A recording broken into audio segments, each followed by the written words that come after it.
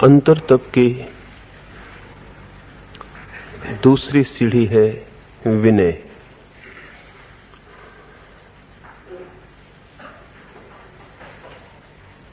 प्रायश्चित के बाद ही विनय के पैदा होने की संभावना है, क्योंकि जब तक मन देखता रहता है दूसरे के दोष, तब तक विनय पैदा नहीं हो सकती। जब तक मनुष्य सोचता है कि मुझे छोड़कर से सब गलत हैं, तब तक विनय पैदा नहीं हो सकती। विनय तो पैदा तभी हो सकती है जब अहंकार दूसरों के दोष देखकर अपने को भरना बंद कर दे। इसे हम ऐसा समझें कि अहंकार का भोजन है दूसरों के दोष देखना, वो अहंकार का भोजन है। इसलिए ये नहीं हो सकता कि आप दूसरों के दोष देखते चले जाएं और अहंकार विसर्जित हो जाए, क्योंकि एक तरफ आप भोजन दिए चले जाते हैं और दूसरी तरफ अहंकार को विसर्जित करना चाहते हैं, ये ना हो सकेगा। इसलिए महावीर ने बहुत वैज्ञानिक क्रम रखा है, प्रायश्चित पहले, क्योंकि प्रायश्चित के साथ ही अहंकार को भोजन मिलना बंद हो जाता है। वस्तुतः हम दूसरे के दोष देखते ही क्यों हैं? शायद इसे आपने कभी ठीक से न सोचा होगा कि हमें दूसरों के दोष देखने में इतना रस क्यों है। असल में दूसरों का दोष हम देखते ही इसलिए हैं कि दूसरों का दोष जितना दिखाई पड़े हम उतने ही निर्दोष मालूम पड़ते हैं। ज्यादा दिखाई पड़े दूसरे का दोष तो हम ज्यादा निर्दोष मालूम पड़ते हैं। उस पृष्ठभूमि में जहां दूसरे दोषी होते हैं, हम अपने को निर्दोष देख पाते हैं। अगर दूसरे निर्दोष दिखाई पड़े तो हम दोषी दिखाई पड़ने लगेंगे। तो हम दूसरों की शक्लें जितनी काली रंग सकते हैं उतनी रंग देते हैं। उनकी काली रंगी शक्लों के बीच हम गौरवर्ण मालूम पड़ते हैं। अगर दूसरों के पास गौरवर्ण हो सबके पास, तो हम सहज ही काले दिखाई पड़ने लगेंगे। दूसरे के दोष देखने का जो आंतरिक रस है, वो स्वयं को निर्दोष सिद्ध करने की असफल चेष्टा है, क्योंकि निर्दोष कोई अपने को सिद्ध नहीं कर सकता। निर्दोष कोई हो सकता है, सिद्ध नहीं कर सकता। सच तो यह है कि सिद्ध करने की कोशिश में ही निर्दोष न होना छिपा है। निर्दोषता सिद्ध करने की कोशिश भी नहीं है।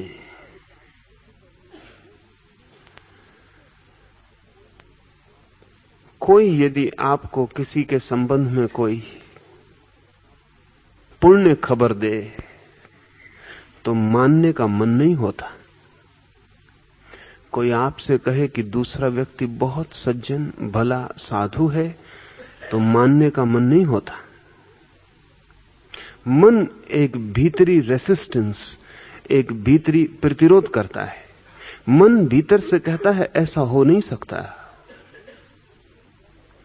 इस भीतर की लहर पर थोड़ा ध्यान करें, अन्यथा विनय कभी उपलब्ध न होगी।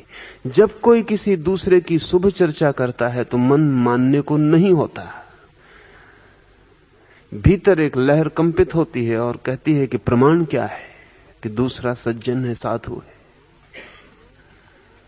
वो प्रमाण की तलाश इसीलिए है ताकि अप्रमाणित किया जा सके कि दूसरा साधु नहीं, सज्जन नहीं। लेकिन कभी आपने इससे विपरीत बात देखी? अगर कोई किसी के संबंध में निंदा करे तो आपका मन एकदम मानने को आतुर होता है। आप निंदा के लिए प्रमाण नहीं पूछते। अगर कोई आदमी कहे कि फलां आदमी ब्रह्मचारी है तो आप पूछते हैं प्रमाण क्या है। लेकिन कोई आदमी कहे फलां आदमी व्यभिचारी है, आपने प्रमाण पूछा है? नहीं, फिर तो कोई जरूरत नहीं रह जाती प्रमाण की। कहना पर्याप्त है, किसी ने कहा तो पर्याप्त है। और ध्यान रहे, अगर कोई कहे कि दूसरा आदमी ब्रह्मचर्य को उपलब्ध है तो आप बड़े मन को मसोस के मान सकते हैं प्रफुल्लता से नहीं। और जब आप दूसरे को कहेंगे तो जितने जोर से उसने कहा था उस जोर में कमी आ जाएगी। 3-4 आदमियों में यात्रा करते करते वो ब्रह्मचर्य खो जाएगा। लेकिन अगर किसी ने कहा फला आदमी ब्रह्मचारी है, तो जब आप दूसरे से कहते हैं तो आपने ख्याल किया कि आप कितना गुणित करते हैं, उसे कितना मल्टीप्लाई करते हैं। जितना रस उसने लिया था उससे दुगना रस आप दूसरे को सुनाते वक्त लेते। 5 आदमियों तक पहुंचते पहुंचते पता चलेगा कि उससे बड़ा ब्रह्मचारी, उससे ज्यादा व्यभिचारी आदमी दुनिया में कभी पैदा ही नहीं हुआ। 5 आदमियों के बीच पाप इतनी बड़ी यात्रा कर लेगा। इस मन के आंतरिक रस को देखना समझना जरूरी है। तो विनय की साधना का पहला सूत्र तो है कि हमारे अहंकार के सहारे क्या हैं, हम किस सहारे से अविनीत बने रहते हैं। वे सहारे न गिरें तो विनय उत्पन्न नहीं होगा। निंदा में रस मालूम होता है, स्तुति में पीड़ा मालूम होती है। और इसलिए अगर आपको किसी मजबूरी में किसी की स्तुति करनी पड़ती है तो आप बहुत शीघ्र उसके सामने से हट के तत्काल कहीं जाके उसकी निंदा करके बैंक बैलेंस बराबर कर लेते। देर नहीं लगती, संतुलन पर ला देते हैं तराजू को बहुत शीघ्र। जब तक संतुलन ना आ जाए तब तक मन को चैन नहीं पड़ता। लेकिन इससे उल्टा इतने आसानी से नहीं होता। जब आप किसी को गालियां देके जाते हैं तो तत्काल आप संतुलन स्थापित नहीं करते कि कहीं जाके उसके गुणों की भी चर्चा कर लें। मन की सहज इच्छा यह है कि दूसरे निंदित हों, तो दूसरे का दोष तो हम हजारों मील से देख पाते हैं, अपना दोष इतने निकट रह के भी नहीं देख पाते। मुल्ला नसरुद्दीन ने अपने गांव के मेयर को कई बार फोन किया कि एक स्त्री बहुत अभद्र व्यवहार कर रही है मेरे साथ, अपनी खिड़की से इस भांति खड़ी होती है कि उसकी मुद्राएं आमंत्रण देती हैं और कभी कभी अर्धनग्न भी वो खिड़की से दिखाई पड़ती है। इसे रोका जाना चाहिए, ये समाज की नीति पर हमला है। कई बार फोन किया तो मेयर मुल्ला के घर आया। मुल्ला अपनी 4थी मंजिल पे ले गया, खिड़की से कहा कि देखिए वो सामने का मकान, उसी में वो स्त्री रहती। मकान नदी के उस पार कोई आधा मील दूर था। उस मेयर ने कहा वो स्त्री उस मकान में रहती और उस मकान की खिड़कियों से आपको टेम्पटेशंस पैदा करती, उधर से आपको उकसाती। यहां से तो खिड़की भी ठीक से नहीं दिखाई पड़ रही, वो स्त्री कैसे दिखाई पड़ती होगी। मुल्ला ने कहा ठहरो, उसके देखने का ढंग है, स्टूल पे चढ़ो, ये दूरबीन हाथ में लो, तब दिखाई पड़ती है।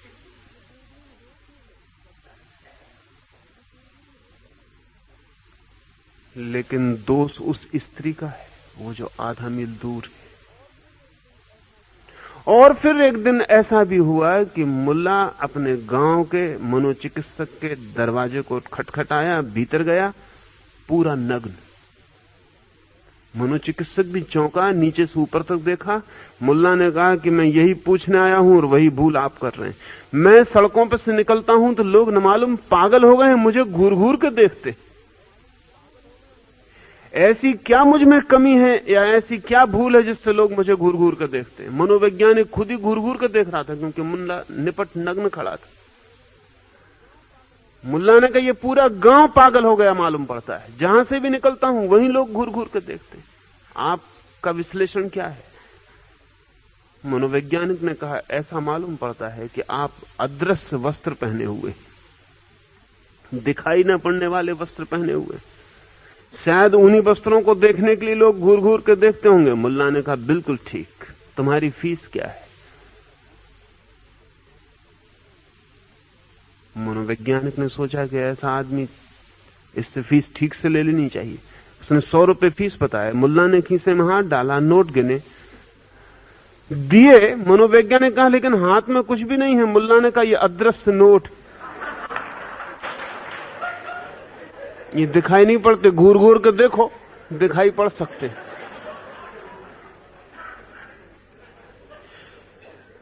आदमी खुद नग्न घूमता हो बाजार में तो भी शक होता है कि दूसरे लोग घूर घूर के क्यों देखते, और अपने घर से वो दूरबीन लगा के आधा मील दूर किसी की खिड़की में देख सकता है और कह सकता है कि वो स्त्री मुझे प्रलोभित कर रही है।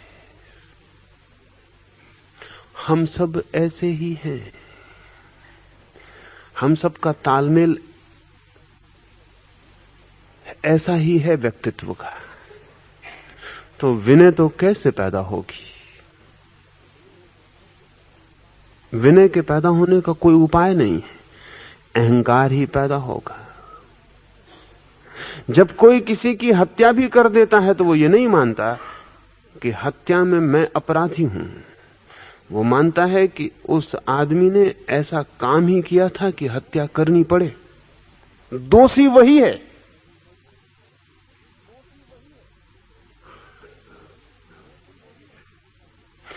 मुल्ला ने तीसरी शादी की थी। तीसरी पत्नी घर में आई तो दो बड़ी बड़ी तस्वीरें देख के उसने पूछा, ये तस्वीरें किसकी? मुल्ला ने कहा, मेरी पिछली दो पत्नियों की। मुसलमान घर में तो 4 पत्नियां तो हो ही सकती हैं सहजी। तो उसने पूछा, लेकिन वो हैं कहां? मुल्ला ने कहा, वो कहां, पहली मर गई मशरूम पॉइजनिंग से, उसने कुकुरमुत्ते खा लिए जो जहरीले थे। उसने पूछी, और दूसरी कहां है? मुल्ला ने कहा, वो भी मर गई।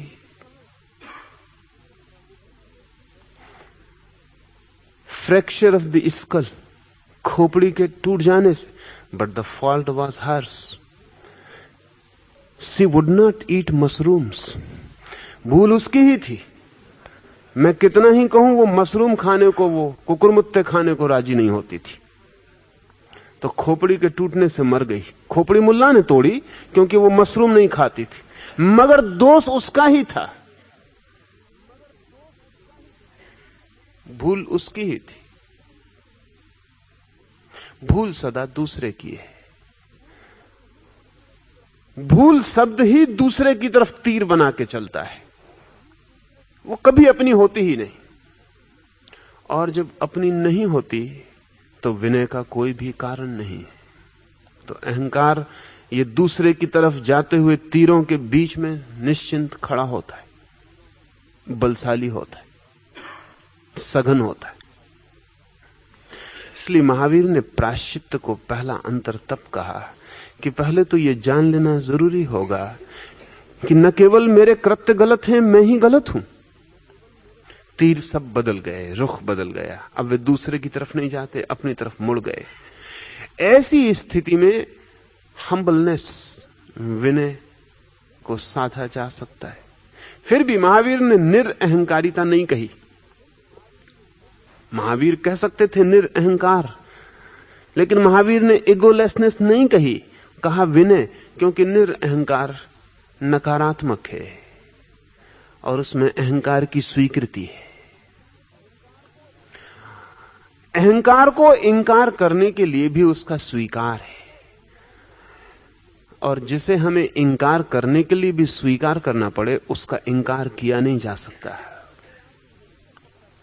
जैसे कोई आदमी ये नहीं कह सकता कि मैं मर गया हूं, क्योंकि मैं मर गया हूं ये कहने के लिए मैं हूं जिंदा, इसे स्वीकार करना पड़ेगा। जैसे कोई आदमी ये नहीं कह सकता कि मैं घर के भीतर नहीं हूं, क्योंकि मैं घर के भीतर नहीं हूं ये कहने के लिए भी मुझे घर के भीतर होना पड़ेगा।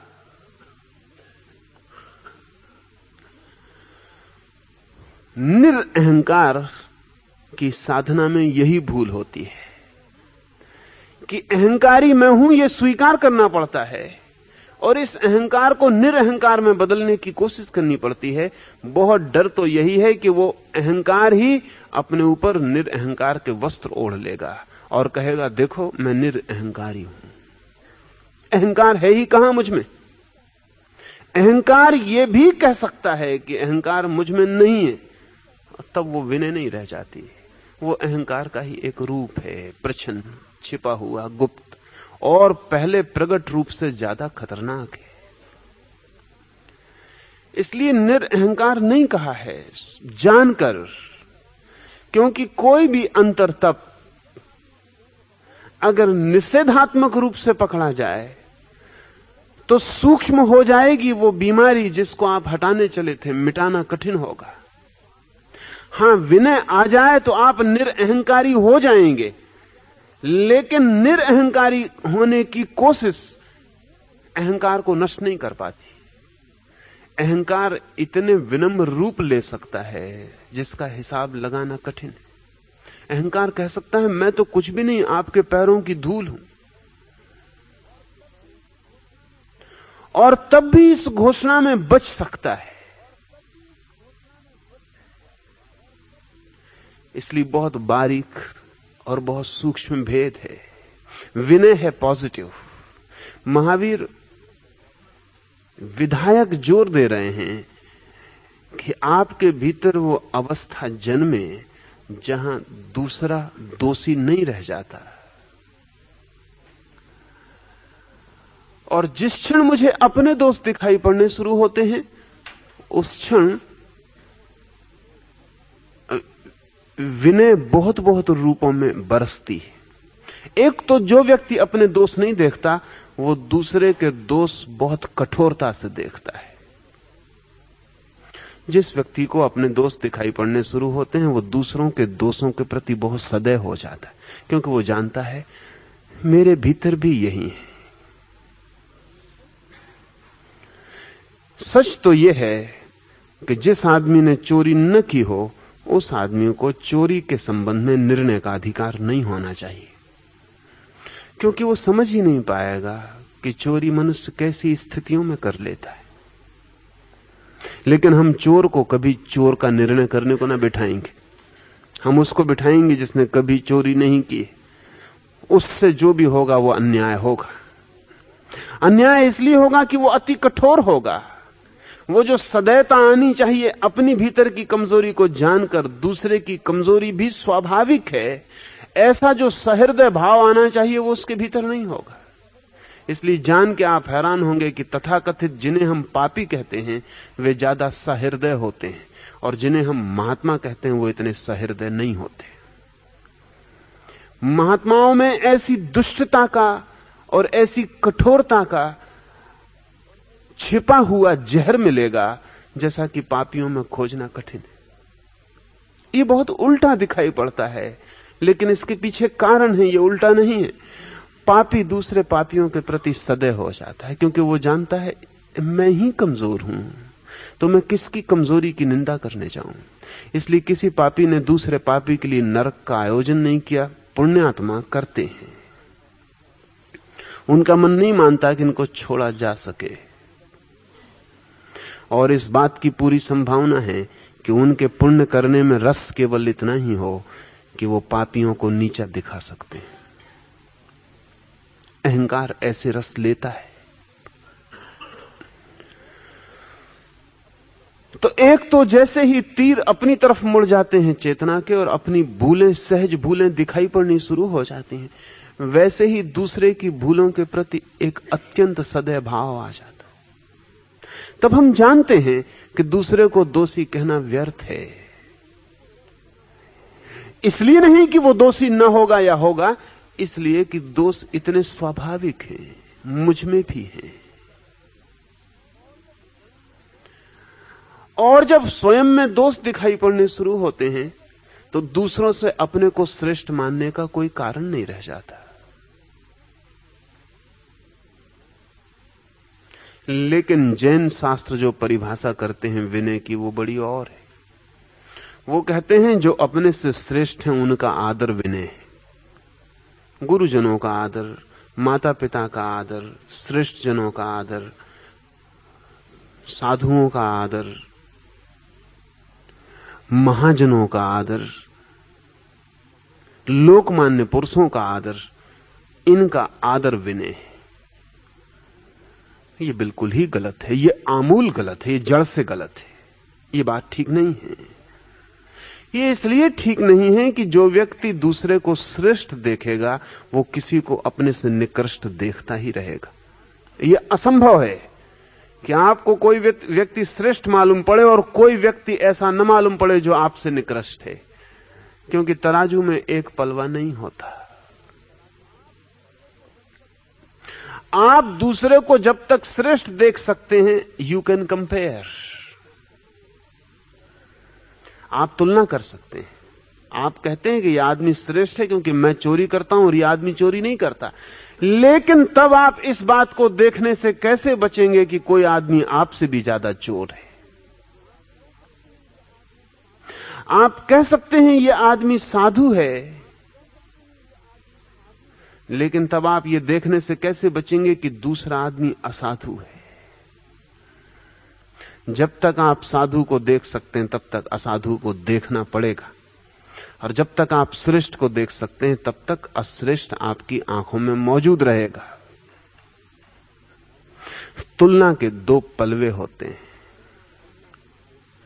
इसलिए मैं नहीं मानता हूं कि महावीर का यह अर्थ है कि अपने से श्रेष्ठ जनों को आदर, क्योंकि फिर निकृष्ट जनों को अनादर देना ही पड़ेगा। ये बहुत मजेदार बात है, यह हमने कभी नहीं सोचा, हम इस तरह सोचते नहीं, और जीवन बहुत जटिल है और हमारा सोचना बहुत बचकाना है। हम कहते हैं श्रेष्ठ जनों को आदर, लेकिन निकृष्ट जन फिर दिखाई पड़ेंगे। जब आप सीढ़ियों पर खड़े हो गए तो आप पक्का मानना कि आपको जब आपसे आगे कोई सीढ़ी पर दिखाई पड़ेगा तो जो पीछे है वो कैसे दिखाई ना पड़ेगा। और अगर पीछे का दिखाई पड़ना बंद हो जाएगा तो जो आपके आगे है वो आपसे आगे है, ये आपको कैसे मालूम पड़ेगा। वो पीछे की तुलना में ही आगे मालूम पड़ता है। अगर दो ही आदमी खड़े हैं तो कौन आगे है?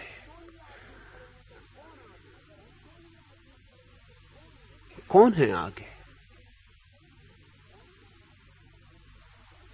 मुल्ला के जीवन में बड़ा प्रीतिकर एक घटना है। कुछ विद्यार्थियों ने आके मुल्ला को कहा कि कभी चल के हमारे विद्यापीठ में हमें प्रवचन दो। मुल्ला ने कहा चलो अभी चलता हूं, क्योंकि कल का क्या भरोसा, और शिष्य बड़ी मुश्किल से मिलते हैं। मुल्ला ने अपना गधा निकाला जिस पर वो सवारी करता था, लेकिन गधे पर उल्टा बैठ गया। बाजार से ये अद्भुत शोभा यात्रा निकली। मुल्ला गधे पर उल्टा बैठा, विद्यार्थी पीछे। थोड़ी देर में विद्यार्थी बेचैन होने लगे, क्योंकि सड़क के लोग उत्सुक होने लगे और मुल्ला के साथ साथ विद्यार्थी भी फंस गए। लोग कहने लगे ये क्या मामला है, ये किस पागल के पीछे जा रहा है, तुम्हारा दिमाग खराब है। आखिर एक विद्यार्थी ने हिम्मत जुटा के कहा कि मुल्ला ये क्या ढंग है बैठने का, आप कृपा करके सीधे बैठ जाएं, तुम्हारे साथ हमारी भी बदनामी हो रही। मुल्ला ने कहा लेकिन मैं सीधा बैठूंगा तो बड़ी अविनय हो जाएगी। क्या, कैसी अविनय? मुल्ला ने कहा कि अगर मैं तुम्हारी तरफ पीठ करके बैठूं तो तुम्हारा अपमान होगा, और अगर मैं तुम्हारी तरफ पीठ करके ना बैठूं, तुम मेरे आगे चलो मेरा गधा पीछे चले तो मेरा अपमान होगा। So this is the only way to compromise, कि मैं गधे पर उल्टा बैठूं, तुम्हारे आगे चलूं, हम दोनों के मुंह आमने सामने रहें। इसमें दोनों की इज्जत की रक्षा है, और लोगों को कहने दो जो कह रहे हैं, हम अपनी इज्जत बचा रहे हैं दोनों।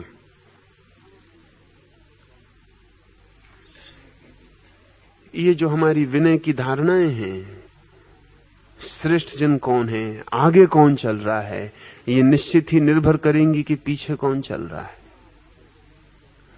और जितना आप अपने श्रेष्ठ जन को आदर देंगे, उसी मात्रा में आप अपने से निकृष्ट जन को अनादर देंगे। मात्रा बराबर होगी, क्योंकि जिंदगी प्रति वक्त संतुलन करती है, अन्यथा बेचैनी पैदा हो जाती। तो जब आप एक साधु खोजेंगे तो निश्चित रूप से आप एक असाधु को खोजेंगे, और तुलना बराबर हो जाएगी। जब भी आप एक भगवान खोजेंगे तब आप एक भगवान खोजेंगे जिसकी निंदा आपको अनिवार्य होगी। जो लोग महावीर को भगवान मानते हैं वो बुद्ध को भगवान नहीं मान सकते, वो कृष्ण को भगवान नहीं मान सकते। जो लोग कृष्ण को भगवान मानते हैं वो महावीर को, बुद्ध को भगवान नहीं मान सकते।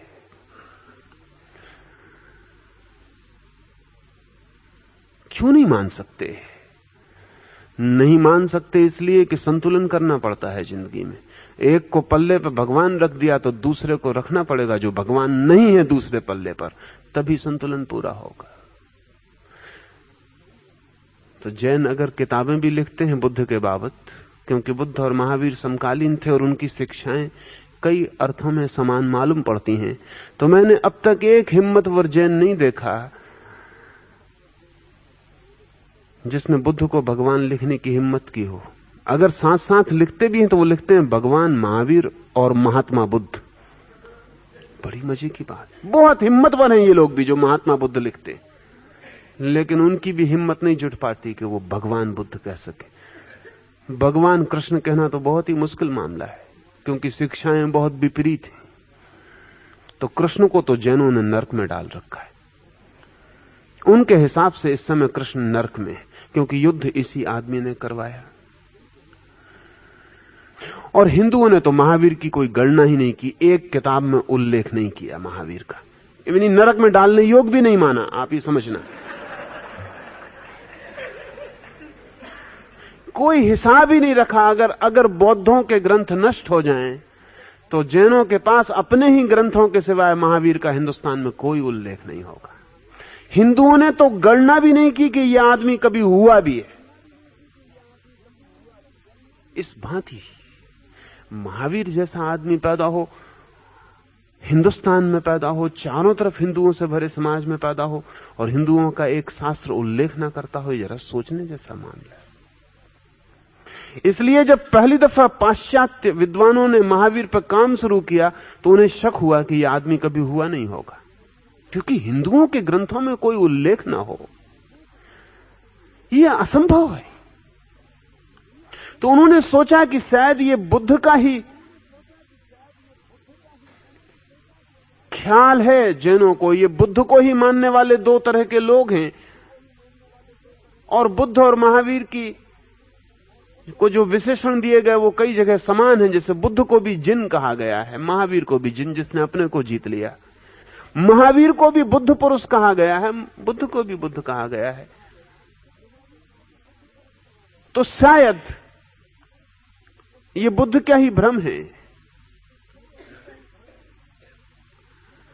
इसलिए पश्चिम के विद्वानों ने तो महावीर को मानने से इंकार कर देने का कारण था कि हिंदू बड़ा समाज, इसमें कोई कहीं खबर ही नहीं कि महावीर हुए।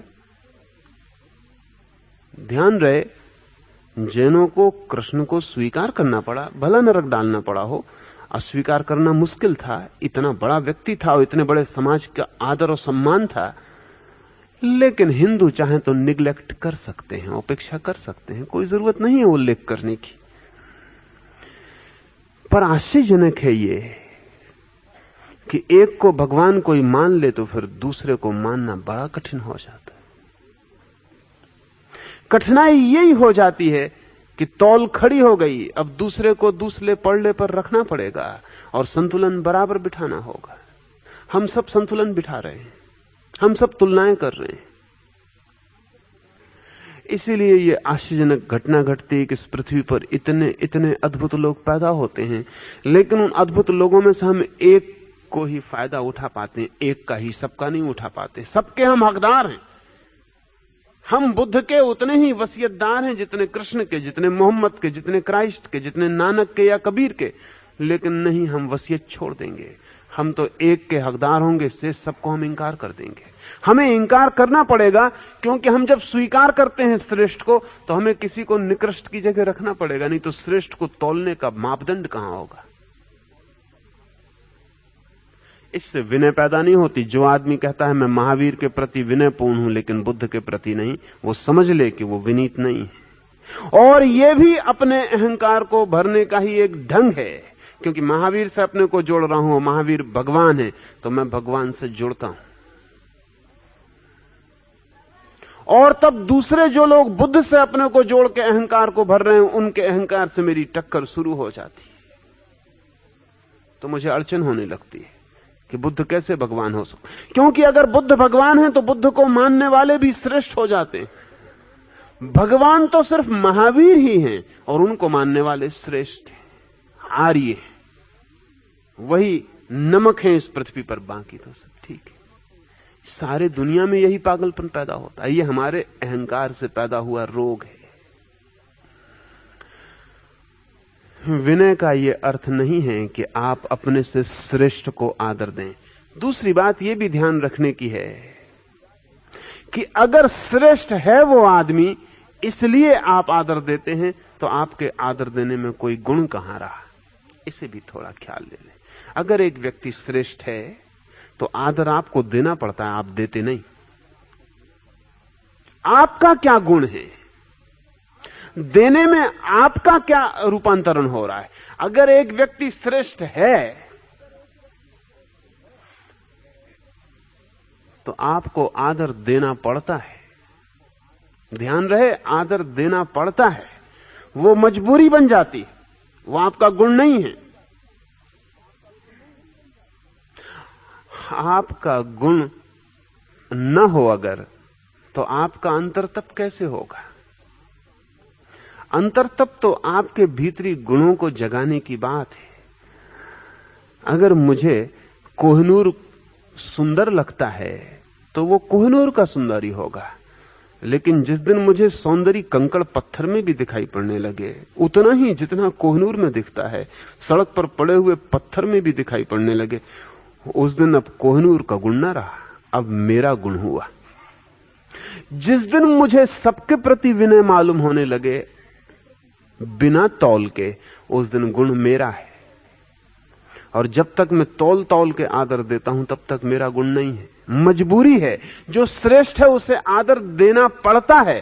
श्रेष्ठ को आदर देने के लिए आपको कुछ प्रयास, कोई श्रम, कोई परिवर्तन नहीं करना होता। इसलिए वो आपका तप कैसे हुआ, वो श्रेष्ठ व्यक्ति का भला तप रहा हो कि वो श्रेष्ठ कैसे हुआ, लेकिन आप उसको आदर देते हैं तो वो आपका तप कैसे हुआ, आपकी साधना कैसे हुई। सूरज निकलता है तो आप नमस्कार कर लेते हैं, फूल खिलता है तो आप गीत गा देते हैं। आप इसमें कहां आते हैं? आपके बिना भी फूल खिल जाता और आपके गीत से कुछ फूल ज्यादा नहीं खिलता, और आपके बिना भी सूरज निकल जाता और आपके नमस्कार से सूरज की चमक नहीं बढ़ती। आपका कहां इसमें मूल्य है? आप इसमें कहां आते हैं? आप इसमें कहीं भी नहीं आते।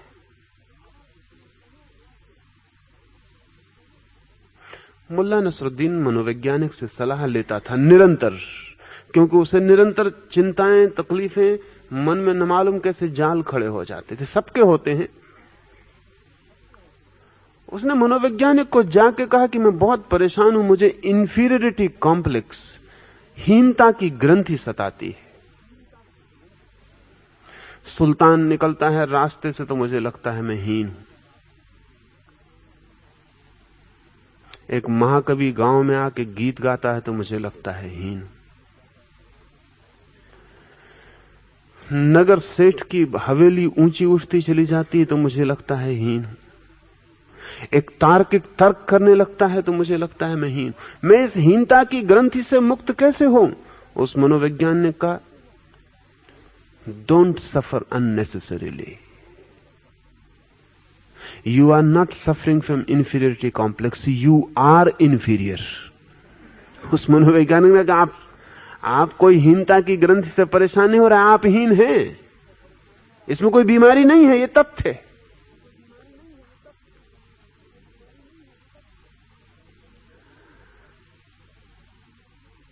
ध्यान रहे, जब आप किसी के सामने तथ्य की तरह हीन होते हैं तो आपको आदर देना पड़ता है। ये कोई आप देते नहीं है। अब एक कालिदास शाकुंतल पढ़ता हो और आपको आदर देना पड़े, और एक तानसेन सितार बजाता हो और आपका सिर झुक जाए, तो आप इस भूल में मत पड़ना कि आपने आदर दिया है, आपको आदर देना पड़ा है। लेकिन हमारा मन जहां हमें देना पड़ता है वहां भी मानता है कि हमने दिया है, ये भी अपने अहंकार की पुष्टि, मैंने दिया है आदर। तो महावीर ये नहीं कह सकते कि श्रेष्ठ जनों के प्रति आदर क्योंकि वो होता ही है, उसका कोई मूल्य ही नहीं है। बिना किसी भेदभाव के आदर, तब विनय पैदा होती है। श्रेष्ठ अश्रेष्ठ का सवाल नहीं है, जीवन के प्रति आदर, अस्तित्व के प्रति आदर, जो है उसके प्रति आदर। वो है, यही क्या कम है। एक पत्थर है, एक फूल है, एक सूरज है, एक आदमी है, एक चोर है, एक साधु है, एक बेईमान है, ये हैं, इनका होना ही पर्याप्त है। और इनके प्रति जो आदर है, अगर ये आदर संभव हो जाए तो आपका अंतःतप है, तब ये गुण आपका है, तब आप परिवर्तित होते हैं। फिर दूसरी बात, कैसे तय करेंगे कि कौन श्रेष्ठ है?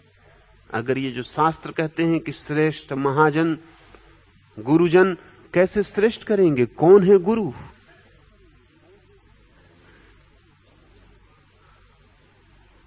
कौन है गुरु? क्या है उपाय जांचने का आपके पास? कैसे तौलिएगा? क्योंकि अनेक लोग महावीर के पास आके लौट जाते हैं और कह जाते हैं कि ये गुरु नहीं है। अनेक लोग क्राइस्ट को सूली पर लटका देते हैं, ये मान के कि आवारा लफंगा है, इसको हटाना दुनिया से जरूरी, ये नुकसान पहुंचा रहा है। और ध्यान रहे, जिन लोगों ने जीसस को सूली दी थी वो उस समय के भले और श्रेष्ठ जन थे, अच्छे लोग थे, न्यायाधीश थे, धर्मगुरु थे, धनपति थे, राजनेता थे। उस समय के जो भले लोग थे उन्होंने ही जीसस को सूली दी थी। और उनकी सूली देने में अगर हम तौलने चलें तो वो ठीक ही मालूम पड़ते हैं, क्योंकि जीसस वेश्याओं के घर में ठहर गए थे। अब जो आदमी वेश्याओं के घर में ठहर गया हो, वो आदमी श्रेष्ठ कैसे हो सकता है? क्योंकि जीसस शराब घरों में बैठ के शराबियों से दोस्ती कर लेते थे। अब जो शराब घरों में बैठता हो उसका क्या भरोसा? क्योंकि जीसस उन लोगों के घर में ठहर जाते थे जो बदनाम थे। तो बदनाम आदमियों से जिसकी दोस्ती हो, आदमी तो अपने संग सांस से पहचाना जाता है। जो अंत्यस्थ थे, समाज के वाह कर दिए गए थे, उनके बीच भी जीसस की मैत्री थी, निकटता थी। तो ये आदमी भला कैसे था? फिर ये आदमी आती हुई परंपरा का विरोध करता था, मंदिर के पुरोहितों का विरोध करता था। ये कहता था कि जो साधु दिखाई पड़ रहे हैं ये साधु नहीं है। तो ये आदमी भला कैसे था? तो उस समाज के भले लोगों ने इस आदमी को सूली पर लटका दिया। पर आज हम जानते हैं कि बात कुछ गड़बड़ हो गई। सुकरात को जिन लोगों ने जहर दिया था वो समाज के श्रेष्ठ जन थे। कोई बुरे लोगों ने जहर नहीं दिया था, अच्छे लोगों ने जहर दिया था। और इसीलिए दिया था कि सुकरात की मौजूदगी समाज की नैतिकता को नष्ट करने का कारण बन सकती है, क्योंकि सुकरात संदेह पैदा कर रहा था। तो जो भले जन थे वो चिंतित हुए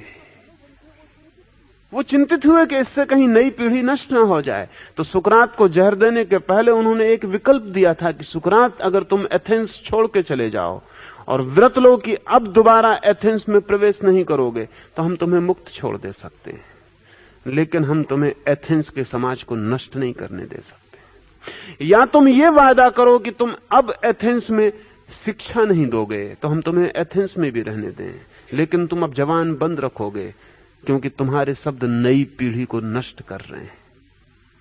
जो लोग थे वो भले थे, स्वभाव था, वे नई पीढ़ी के लिए चिंतित थे। सभी भले लोग नई पीढ़ी के लिए चिंतित होते, और उनकी चिंता से नई पीढ़ी रुकती नहीं, बिगड़ती ही चली जाती। भला कौन है? श्रेष्ठ कौन है? धन है जिसके पास वो, पांडित्य है जिसके पास वो, यश है जिसके पास वो। तो फिर यश जिस रास्तों से यात्रा करता है उन रास्तों को देखें तो पता चलेगा कि यश बहुत अश्रेष्ठ रास्तों से उपलब्ध होता है। लेकिन सफलता सभी अश्रेष्ठताओं को पहुंच डालती है। धन कोई साधु मार्गों से उपलब्ध नहीं होता है, लेकिन उपलब्धि पुराने इतिहास को नया रंग दे देती है। कौन है श्रेष्ठ? समाज उसे श्रेष्ठ कहता है जो समाज के रीति नियम मानता है, लेकिन इस जगत में जिन लोगों को हम पीछे श्रेष्ठ कहते हैं वे वही लोग हैं जो समाज के रीति नियम तोड़ते। बुद्ध आज श्रेष्ठ हैं, महावीर आज श्रेष्ठ हैं, नानक आज श्रेष्ठ हैं, कबीर आज श्रेष्ठ हैं, लेकिन अपने समाज में नहीं थे, क्योंकि वे समाज के रीति नियम तोड़ रहे थे, वे बगावती थे,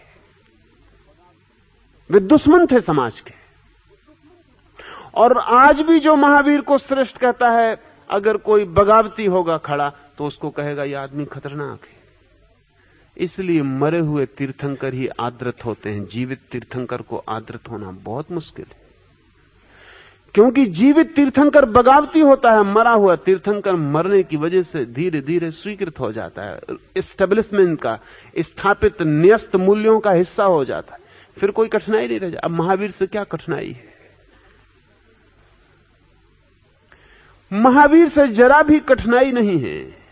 महावीर नग्न खड़े थे और महावीर के शिष्य कपड़े की दुकानें कर रहे हैं पूरे मुल्क में, कोई कठिनाई नहीं। महावीर के शिष्य जितना कपड़ा बेचते हैं कोई और नहीं बेचता। मेरे तो एक निकट संबंधी हैं, उनकी दुकान का नाम है Digambar cloth shop. Digambar cloth shop,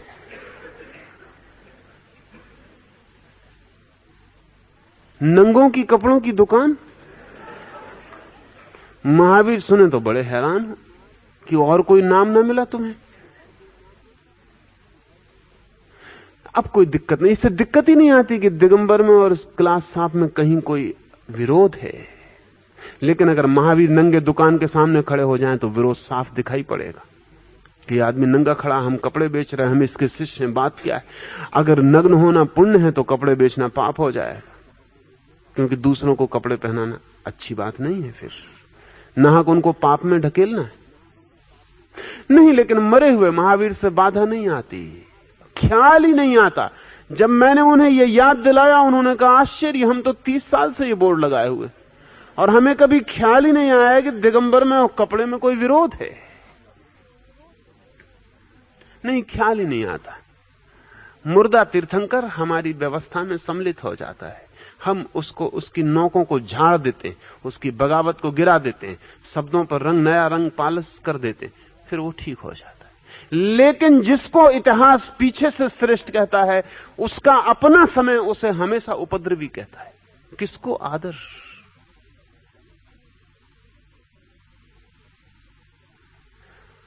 फिर श्रेष्ठ को जांचने का मार्ग भी तो कोई नहीं है। महाजन कौन है?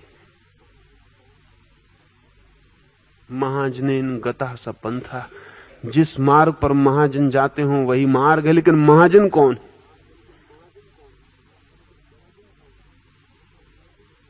मोहम्मद महाजन है? महावीर को मानने वाला कभी नहीं मान पाएगा कि आप क्या बात कर रहे हैं। तलवार लिए हुए जो आदमी हाथ में खड़ा वो महाजन।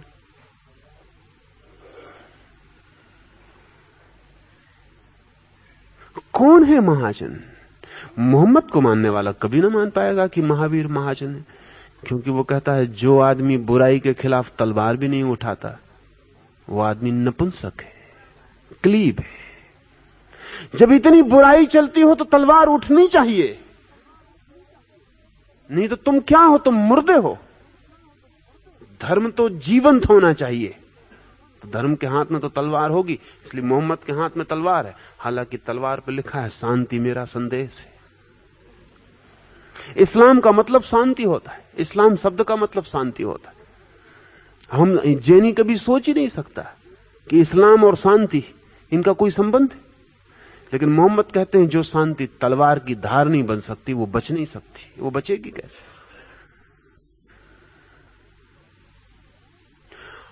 कौन है श्रेष्ठ, कैसे तौलिएगा?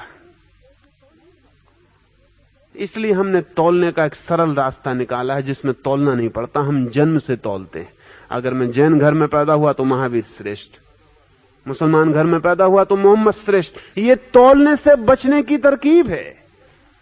ये ऐसा उपाय खोजना है जिसमें मुझे तौलना ही नहीं पड़ता। अब जन्म तो हो गया, वो नियति बन गई, उससे तुल जाती है बात कि श्रेष्ठ कौन है।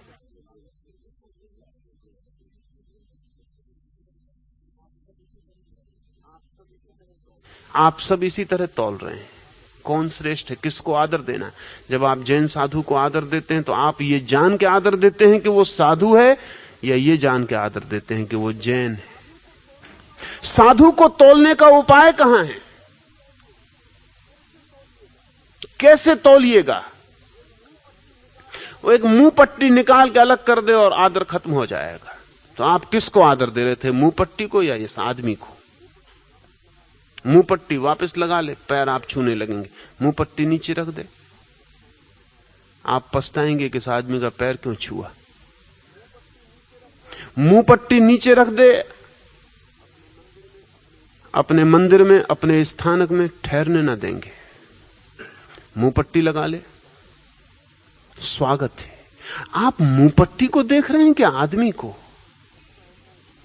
लगता ऐसा है कि मुंह पट्टी ही असली चीज है, ये आदमी तो यानी ऐसा नहीं कहना चाहिए कि आदमी मुंह पट्टी लगाए हुए, ऐसा कहना चाहिए कि मुंह पट्टी आदमी को लगाए हुए है। क्योंकि असली चीज मुंह पट्टी, आखिर में निर्णय वही करती, आदमी तो निर्णायक है नहीं। अगर बुद्ध भी आ जाएं आपके मंदिर में तो आप उनको उतना आदर नहीं देंगे जितना मुंह पट्टी लगाए हुए एक बुद्धू को देंगे। क्योंकि मुंह पट्टी कहां है? ये तरकीबें हमने क्यों खोजी हैं? इसका कारण है क्योंकि कोई मापदंड का उपाय नहीं है, तो ये इनसे हम रास्ता बना लेते हैं। तौलने का कोई उपाय नहीं है, यह आपकी मजबूरी है, यह आदमी की मजबूरी है कि श्रेष्ठ कौन है, इसके लिए कोई तराजू नहीं है। तो हम फिर ऊपरी चिन्ह बना लेते हैं, उनसे तौलने में आसानी हो जाती। पीछे के आदमी की हम बकवास छोड़ देते हैं, हमारे लिए तो निपटारा हो गया कि यह आदमी साधु है, पैर छुओ, घर जाओ, विनय करो। लेकिन महावीर इस तरह की बचकानी बात नहीं कह सकते हैं, ये चाइल्डिश है। महावीर ये नहीं कह सकते हैं कि तुम श्रेष्ठ को आदर देना, क्योंकि श्रेष्ठ को आदर कैसे दोगे, श्रेष्ठ कौन है तुम कैसे जानोगे। और जब तुम श्रेष्ठ को जानने जाओगे तो तुम्हें निकृष्ट को जानना पड़ेगा। और जब तुम श्रेष्ठ की परीक्षा करोगे तो तुम कैसे परीक्षा करोगे, उसके सब पापों का हिसाब जोखा रखना पड़ेगा कि रात में पानी तो नहीं पी लेता, कि छिपा के कुछ खा तो नहीं लेता, साबुन की बटिया तो नहीं अपने झोले में दबाए हुए है, टूथपेस्ट तो नहीं करता है। ये सब रखना पड़ेगा पता, ये सब पता रखना पड़ेगा। और ये सब पता वही रख सकता है जिसका निंदा में रस हो, जो दूसरे को निकृष्ट सिद्ध करने चला हो। ये वो आदमी नहीं कर सकता जो विनयपूर्ण है। इससे क्या प्रयोजन है उसे कि कौन आदमी टूथपेस्ट रखता है कि नहीं रखता है। इसका चिंतन ही बताता है कि वो जो आदमी ये सोच रहा है उसमें विनय नहीं है। महावीर ये नहीं कहते। महावीर ये कहते हैं कि विनय एक आंतरिक गुण है, बाहर से उसका कोई संबंध नहीं है, अनकंडीशनल है, बेशर्त है। वो ये नहीं कहता कि तुम ऐसे होगे तो मैं आदर दूंगा, वो ये कहता है कि तुम हो पर्याप्त है। मैं तुम्हें आदर दूंगा क्योंकि आदर आंतरिक गुण है और आदर मनुष्य को अंतरात्मा की तरफ ले जाता है। मैं तुम्हें आदर दूंगा बेशर्त। तुम शराब पीते हो कि नहीं पीते हो ये सवाल नहीं, तुम जीवन हो ये काफी है। और ये पूरा अस्तित्व तुम्हें जिला रहा है, सूरज तुम्हें रोशनी दे रहा है, वो इंकार नहीं करता कि तुम शराब पीते हो। हवाएं ऑक्सीजन देने से मुकरती नहीं कि तुम बेईमान हो। आकाश कहता नहीं कि हम तुम्हें जगह ना देंगे क्योंकि तुम आदमी अच्छे नहीं हो। जब ये पूरा अस्तित्व तुम्हें स्वीकार करता है तो मैं कौन हूं जो तुम्हें अस्वीकार करूं। तुम हो, इतना काफी है। मैं तुम्हें आदर देता हूं, मैं तुम्हें सम्मान देता हूं। ये जीवन के प्रति सहज सम्मान का नाम विनय है। अकारण खोजबीन के बिना, क्योंकि खोजबीन हो नहीं सकती, हो जो करता है वो आदमी विनीत नहीं होता है। बेशर्त अगर मैं कहूं कि तुम मेरी शर्तें पूरी करो इतनी, तब मैं तुम्हें आदर दूंगा, तो मैं उस आदमी को आदर नहीं दे रहा हूं, मैं अपनी शर्तों को आदर दे रहा हूं। और जो आदमी मेरी शर्तें पूरी करने को राजी हो जाता है वो आदर योग्य नहीं है, वो गुलाम है। वो आदर पाने के लिए ही बेचारा शर्तें पूरी करने को राजी। हम अपने साधुओं से कहते हैं कि तुम ऐसा करो, पैदल चलो, इधर मत जाओ, उधर मत जाओ, तो हम तुम्हें आदर देंगे। ये सब अनकहे शर्तें हैं। अगर वो इनमें गड़बड़ करता है आदर विलीन हो जाता है, अगर इनको मान के चलता है आदर जारी रहता है। और इसलिए एक दुर्घटना घटती है कि साधुओं में जो प्रतिभा होनी चाहिए वो धीरे धीरे खो जाती है, और साधुओं की तरफ सिर्फ जड़ बुद्धि लोग उत्सुक हो पाते हैं, क्योंकि जड़ बुद्धि आपके इतने नियमों को मान सकते हैं, बुद्धिमान आपके इतने नियमों को नहीं मान सकता। इसलिए यह दुर्घटना घटती है कि जब भी सच में कोई साधु पुरुष पैदा होता तो उसे नया धर्म खड़ा करना पड़ता, क्योंकि कोई पुराने धर्म में उसके लिए जगह नहीं होती। इसका कारण है, अब एक नानक पैदा हो जाए तो उसको नया धर्म अनिवार्यतया खड़ा हो जाता है, क्योंकि कोई पुराना धर्म उसको जगह ना देगा, क्योंकि वो कोई के नियम जबरदस्ती इसलिए मानने को राजी ना होगा कि आप आदर देंगे। वो कहता आदर की क्या जरूरत है, मैं अपने ढंग से जीऊंगा जो मुझे ठीक लगता है। तब उसका ठीक लगना किसी पुराने धर्म को ठीक नहीं लगेगा, क्योंकि पुराने धर्म किन्हीं और लोगों के आसपास निर्मित हुए हैं, उनके ठीक होने का ढंग और था। अब मुसलमान सोच ही नहीं सकते कि नानक में भी कोई समझ हो सकती। मर्दाना को बगल में लिए गांव गांव गीत गाते फिरते हैं। अब संगीत की दुश्मनी है इस्लाम की। मस्जिद में संगीत प्रवेश नहीं कर सकता, मस्जिद के सामने से नहीं निकल सकता। और ये आदमी मर्दाना को लिए हुए, और जगह जगह तो मर्दाना मुसलमान था जो नानक के साथ साज बजाता था, तो मुसलमानों ने उसको भी डिसोन कर दिया कि ये आदमी कैसा, ये मुसलमान हो ही नहीं सकता, संगीत से तो दुश्मनी है। मोहम्मद के लिए संगीत में कोई रस न रहा होगा, इसमें कोई कठिनाई नहीं है। यह भी हो सकता है कि मोहम्मद को संगीत के माध्यम से निम्न वासनाएं जगती हुई मालूम हुई होंगी, उन्होंने इंकार कर दिया। लेकिन सभी को ऐसा होता है ये जरूरी नहीं है। किन्हीं के भीतर संगीत से श्रेष्ठतम का जन्म होना शुरू होता है, पर मोहम्मद का अपना अनुभव आधार बनेगा। मोहम्मद को सुगंध बहुत पसंद थी, इसलिए मुसलमान अभी भी ईद के दिन बेचारे इत्र एक दूसरे को लगाते देखे जाते।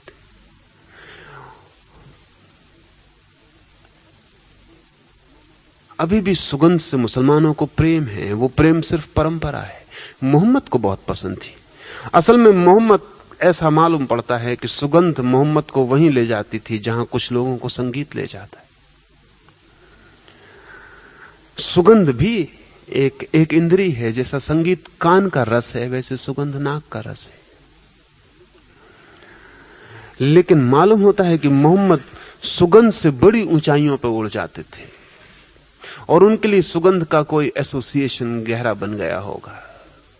संभव है जब उन्हें पहली दफा इल्हाम हुआ, जब उन्हें पहली दफा प्रभु का प्रतीति हुई या प्रभु का संदेश उतरा, तब पहाड़ के आसपास फूल खिले होंगे, सुगंध उसके साथ जुड़ गई होगी। जरूर कोई ऐसी घटना, फिर सुगंध उनके लिए द्वार बन गई। जब भी वे सुगंध में होंगे तब वो द्वार खुल जाएगा। लेकिन यही बात संगीत में हो सकती है, लेकिन यही बात नृत्य में हो सकती है, यही बात अनेक अनेक रूपों में हो सकती है।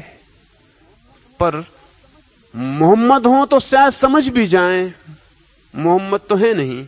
वो जो पीछे चलने वाला आदमी है वो कहता है कि संगीत नहीं बजने देंगे, क्योंकि संगीत इंकार है। तो फिर नानक को मुसलमान कैसे स्वीकार करें? हिंदू भी स्वीकार नहीं कर सकते नानक को, क्योंकि नानक ग्रस्त है, वो सन्यासी नहीं। पत्नी है, घर है, कपड़े भी वो साधारण पहनते हैं ग्रस्त के। तो ग्रस्त को हिंदू कैसे स्वीकार करें? ज्ञानी तो सन्यासी होता है। फिर नानक और भी गड़बड़ करते हैं। सभी जानने वाले लोग एक अर्थ में डिस्टर्बिंग होते हैं, क्योंकि पुरानी सब व्यवस्था से वो फिर नए होते हैं। वो गड़बड़ ये करते हैं कि वो काबा भी चले जाते हैं, वो मस्जिद में भी ठहर जाते हैं। तो हिंदू कैसे माने कि जो आदमी मस्जिद में भी ठहर जाता है वो आदमी धार्मिक हो सकता है? मंदिर में ही ठहरना चाहिए। जो विनय श्रेष्ठ की किन्हीं धारणाओं को मान के चलती है, वो सिर्फ अंधी होगी, परंपरागत होगी, रूढ़िगत होगी, वो क्रांतिकारी नहीं होती, वो उससे अंतर आविर्भाव नहीं होता। अंतर आविर्भाव जब होता है तो आदर सहज होता है, वो पत्थर के प्रति भी होता है, पौधे के प्रति भी होता है, अस्तित्व के प्रति होता है। इससे कोई संबंध नहीं कि वो कौन है और क्या है, कोई शर्त नहीं है, वो है, बस इतना काफी है। ऐसी विनय की जो स्थिति है वो प्रायश्चित के बाद ही सध सकती है, और सध जाए तो जीवन में आनंद का हिसाब नहीं रह जाता। क्यों? क्योंकि जितना दूसरों का दोष देखते हैं मन को, उतना ही दुख होता है, और जितने दूसरों के दोष दिखते हैं उतने ही अपने दोष नहीं दिखते, और नहीं दिखने वाले दुश्मन भीतर छिप के काम तो 24 घंटे करते हैं, बहुत दुख पैदा करवाते हैं। जब दूसरे में कोई दोष नहीं दिखता तो दूसरे से तो दुख आना बंद हो जाता है। जब कोई आदमी मुझ पर क्रोध करता है तो अगर मैं ये नहीं मानता कि ये उसका दोष है या बुराई है, इतना मानता हूं कि ऐसा उससे घटित हो रहा है, तो मैं फिर उसके क्रोध से दुखी नहीं होता। अगर मैं जा रहा हूं और एक वृक्ष की शाखा मेरे ऊपर गिर जाए तो मैं खड़े होकर वृक्ष को गाली नहीं देता, हालांकि कुछ लोग देते हैं। बिना गाली दिए वो मान ही नहीं सकते, वृक्ष को भी गाली दे देते, पर वो भी मानेंगे गाली देने के बाद कि बेकार थी बात, सिर्फ आदत बस दी। क्योंकि वृक्ष को क्या पता कि मैं निकल रहा हूं, क्या प्रयोजन, मुझे मारने का, चोट पहुंचाने का क्या अर्थ। वृक्ष को हम गाली नहीं देते क्योंकि हम मान लेते हैं कि वृक्ष को हमसे कोई प्रयोजन नहीं है। शाखा टूटनी थी, हवा का झोंका भारी था, तूफान तेज था, वृक्ष जरा जीर्ण था, गिर गया, संयोग की बात कि हम नीचे थे। जो आदमी विनयपूर्ण होता है, जब आप उसको गाली देते हैं तब भी वो ऐसा ही मानता है कि मन में उसके क्रोध भरा होगा, परेशान होगा, चित्त जरा जीर्ण होगा, गाली निकल गई, संयोग की बात कि हम पास थे, और कोई पास होता किसी और पे निकलती। मगर इससे विनय में कोई बाधा नहीं पड़ती, इससे दुख भी नहीं आता, इससे यह भी नहीं होता कि ऐसा उसने क्यों किया। ऐसा तो तभी होता है जब हम मानते हैं कि उसे कुछ और करना चाहिए था जो उसने नहीं किया। विनीत आदमी मानता है वही होता है जो हो रहा है, वही हो सकता है जो हो रहा है, स्वीकार है उसे, पर इससे कोई अंतर नहीं पड़ता। जीसस जुदास के पैर पड़ लेते हैं उसी रात जिस रात पकड़े जाते हैं।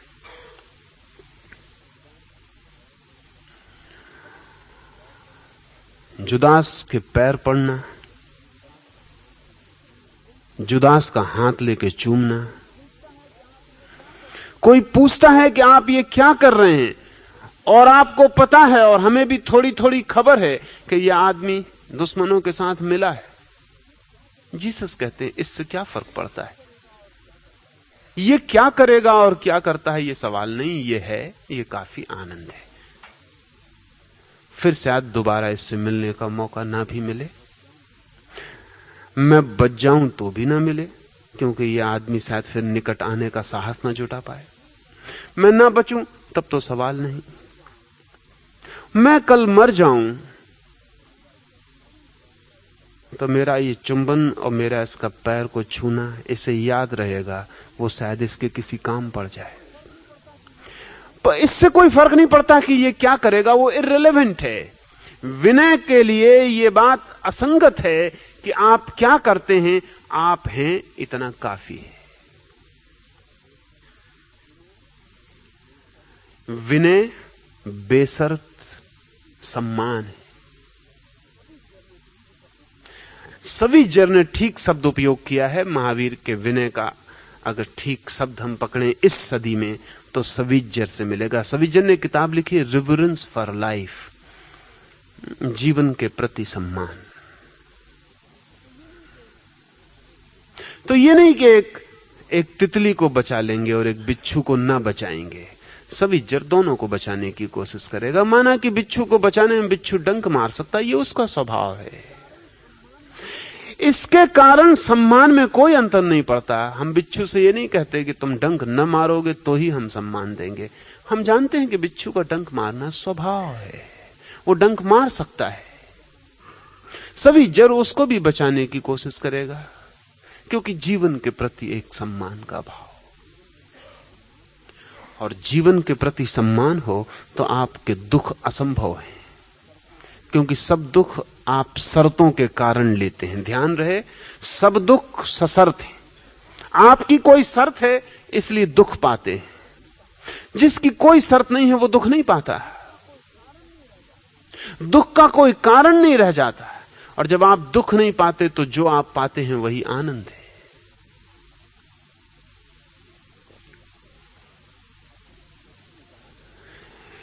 जीसस ने कहा है, अपने शत्रुओं को भी प्रेम करो। नीत्शे ने जीसस के इस वक्तव्य पर आलोचना करते हुए लिखा है कि इसका तो मतलब यह हुआ कि आप शत्रु में शत्रु तो देखते ही हैं, शत्रु को प्रेम करो। शत्रुता तो दिखाई ही पड़ती है शत्रु में, और जब शत्रुता दिखाई पड़ती तो प्रेम कैसे करोगे? उसका वक्तव्य तर्कपूर्ण है, लेकिन सम्यक नहीं। निश्चय जो कह रहा है वो तर्कयुक्त है, फिर भी सत्य नहीं। जीसस अगर उत्तर दे सकें तो वो यही कहेंगे कि माना कि शत्रुता दिखती है, लेकिन फिर भी प्रेम करो, क्योंकि शत्रुता जहां दिखती है वो उसका व्यवहार है, और जो उसके भीतर छिपा है उसका अस्तित्व। हमारा सम्मान अस्तित्व के लिए, वो बेशर्त है। माना कि वो गाली दे रहा है, पत्थर मार रहा है, हत्या करने की कोशिश कर रहा है, वो ठीक है, ये वो कर रहा है, ये वो जाने। इस संबंध में ये भी आपको याद दिला दूं, उपयोगी होगा कि महावीर, बुद्ध या कृष्ण, इन सब की चिंतना में बहुत बहुत फासले हैं, बहुत भेद हैं, होंगे ही। जब भी किसी व्यक्ति से सत्य उतरेगा तो वो नए आकार लेता है, वो उस व्यक्ति के आकार लेता है। निराकार सत्य तो उतर नहीं सकता। जब किसी से उतरता है तो उस व्यक्ति का आकार ले लेता। लेकिन एक बहुत अद्भुत बात है कि इस पृथ्वी पर भारत में पैदा हुए समस्त धर्म एक सिद्धांत के मामले में सहमत हैं, वो है कर्म। बाकी सब मामले में भेद है, बड़े बड़े मामलों में भेद है।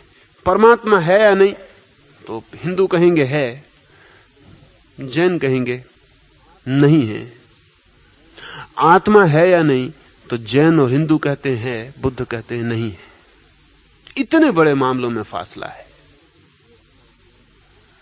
लेकिन एक मामले में जो हमारी नजर में भी नहीं आता और जो इन सबसे ज्यादा कीमती है, इसलिए उसमें फासला, सेंटर, केंद्रीय परिधि पर झगड़े हो सकते हैं, वो है कर्म का विचार।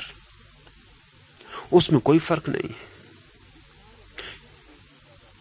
ये सारे धर्म इस देश में पैदा हुए हैं, कर्म के विचार से राजी हैं। बुद्ध जो आत्मा को नहीं मानते, परमात्मा को नहीं मानते, वो भी कहते हैं कर्म है।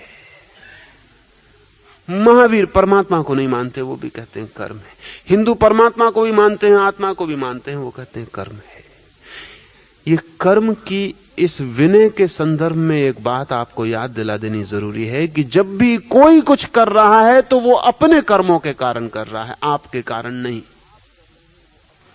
और जो आप कर रहे हैं वो अब ये ख्याल आ जाए तो विनय सहज ही उतर आएगी। एक आदमी गाली दे रहा है तो दो वजह हो सकती हैं इसके विश्लेषण में। एक आदमी मेरे पास आता है और मुझे गाली देता है, तो इसे मैं दो तरह से जोड़ सकता हूं। या तो वो इसलिए गाली देता है कि वो मुझे गाली देने योग्य आदमी मानता है, गाली को मैं अपने से जोड़ूं।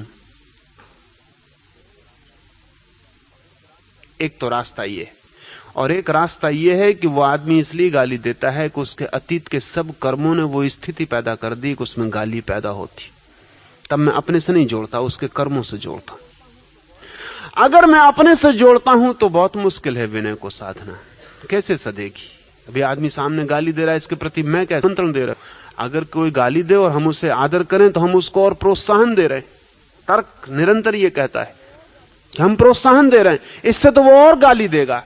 और ये भी हम मान लें कि हमें गाली देगा तो कोई हर्ज नहीं, लेकिन हमारे प्रोत्साहन से वो दूसरों को भी गाली देगा, क्योंकि आदमी को रस लग जाए और उसे पता चल जाए कि गाली देने से आदर मिलता है, तो हमें दे तब तक भी ठीक, लेकिन वो दूसरों को भी देगा। अगर किसी आदमी को यह पता चल जाए कि यहां मारपीट करने से लोग सम्मान देते हैं, साष्टांग दंडवत करते हैं, तो वो औरों को भी मारेगा। तो वो अगर औरों को मारेगा तो उसका जुम्मा भी हम पे आएगा, क्योंकि हम ना आदर देते उसे, न वो मारने के लिए उत्सुक होता। इसलिए तो मोहम्मद को आदर दिया, चांटा गाल उसके सामने कर दिया, वो अपना चांटा कहीं भी घुमाने लगेगा, किसी को भी लगाने लगेगा, इसी आशा में कि अब दूसरा चांटा और मिलने का मौका मिलेगा, दूसरा गाल सामने आता होगा। लेकिन कर्म दूसरी तरह से भी जोड़ा जा सकता है, जो ना इस्लाम जोड़ सका, ना ईसाइयत जोड़ सके। इसलिए इस्लाम और ईसाइयत में एक बहुत मौलिक आधार की कमी है, बहुत मौलिक आधार की कमी, और वो कमी है कर्म के विचार की। इसलिए जीसस ने इतने प्रेम की बातें कही और इतना अहिंसात्मक उपदेश दिया, लेकिन ईसाइयत ने सिर्फ तलवार चलाई और खून बहाया। तो यह भी नहीं जा सकता, उस आदमी के हाथ में तो कोई तलवार न थी, लेकिन ईसाइयत ने इस्लाम से कम हत्याएं नहीं की। इस सारी दुनिया को, पृथ्वी को रंग देने वाले लोग खून से ईसाइयत और इस्लाम से आए। बात क्या होगी, भूल क्या होगी, क्या कारण होगा? जीसस जैसा आदमी जिसने इतने प्रेम की बातें कही, उसकी भी परंपरा इतनी उपद्रवी सिद्ध हुई। इसका कारण क्या है? इसका कारण है न तो जीसस और न मोहम्मद, दोनों में से कोई भी कर्म को व्यक्ति की स्वयं की अंतर श्रृंखला से नहीं जोड़ पाए। वहीं भूल हो गई, वो भूल गहरी हो गई। और जितनी दुनिया विज्ञान, वो क्रोध भीतर भरा होता है, जैसे कि कुएं में पानी भरा होता है और कोई बाल्टी डाल के खींच लेता है, कोई गाली डाल के आपके क्रोध को बाहर निकाल लेता है, बस वो निमित्त ही बनता है। तो निमित्त पर इतना क्या क्रोध? कुआं क्यों बाल्टी को गाली दे कि तुझ में पानी है? पानी तो कुएं से ही आता है, बाल्टी सिर्फ लेके बाहर दिखा देती। तो विनय पूर्ण आदमी धन्यवाद देगा उसको जिसने गाली दी, क्योंकि अगर वो गाली ना देता तो अपने भीतर का क्रोध का दर्शन ना होता। वो बाल्टी बन गया, उसने क्रोध बाहर निकाल के बता दिया। अब जो इसलिए कबीर कहते हैं, निंदक नीरे राखिए आंगन कुटी छबाए, वो जो तुम्हारी निंदा करता हो उसको तो अपने घर के बगल में ही ठहरा लेना, क्योंकि वो बाल्टी डालता रहेगा तुम्हारे भीतर की चीजें। तो कुएं को पहली दफा नींद टूटती है और पता चलता है ये क्या हो रहा है। कुआं खुद सोया रहेगा अगर बाल्टी ना हो, पता भी ना चलेगा। इसलिए लोग जंगल भागते रहे, वो बाल्टियों से बचने की कोशिश है, लेकिन उससे पानी नष्ट नहीं हो जाएगा। जंगल आप कितनी भाग जाएं, जंगल के कुएं को कम पता चलता होगा, क्योंकि कभी कभी कोई यात्री बाल्टी डालता होगा, या अगर रास्ता निर्जन हो और कोई न चलता हो तो कुएं को पता ही नहीं चलता होगा कि मेरे भीतर पानी है। ऐसे ही जंगल में बैठे साधु को हो जाता। कभी कोई निकलने वाला कुछ गलत सही बातें कर दे तो शायद बाल्टी पड़ती है। अगर रास्ता बिल्कुल निर्जन हो, इसलिए साधु निर्जन रास्ता खोजता है, निर्जन स्थान खोज लेता है। महावीर कहते हैं कि दूसरा अपने कर्मों की श्रृंखला में नया कर्म करता है, तुमसे उसका कोई भी संबंध नहीं है। इतना ही संबंध है कि तुम मौके पर उपस्थित थे और उसके भीतर विस्फोट के लिए निमित्त बने। इस बात को दूसरी तरह भी सोच लेना है कि तुम भी जब किसी के लिए विस्फोट करते हो तब वो भी निमित्त ही है। तुम ही अपनी श्रृंखला में जीते हो और चलते हो।